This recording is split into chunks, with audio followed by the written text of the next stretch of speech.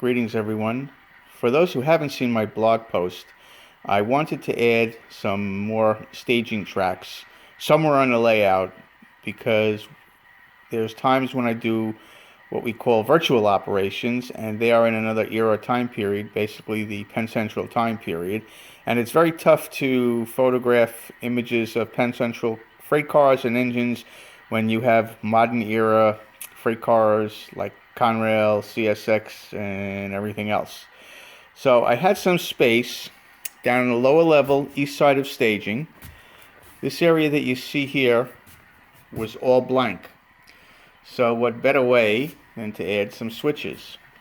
What I had to do is cut in a crossover, which you see here. This is a number 6 crossover, and basically the way it's going to work is that there's going to be an engine coming up, running left-hand running from staging, or from the lower level, however you want to call it.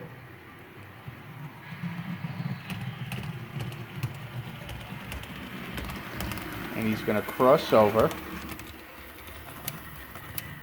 Now right now the switches are manual, which is fine by me. And he's going to back up, reverse, however you want to say it. And we're going to throw one more machine just for the demo.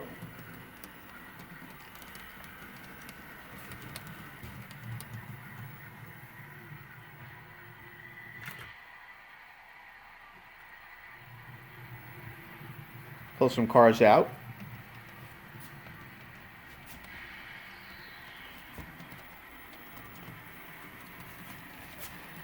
The cars that are down here right now don't really work with my modern correction, make that my Penn Central time period. So we put them down below. Now just another throw of this machine, and we will cross them over. Throw the machine here a little bit. Do it the easy way. Reverse the train.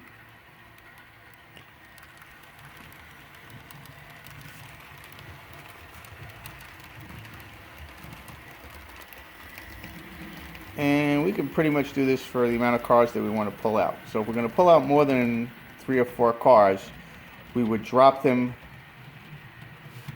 around the side here to give the engine a little bit more room to bring out more cars.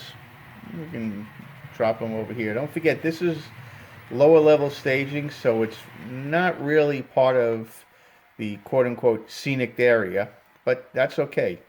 It's only going to be used if we have a live operating session and we decide that we want to put some more cars down below, or we need some more cars that will be on these tracks.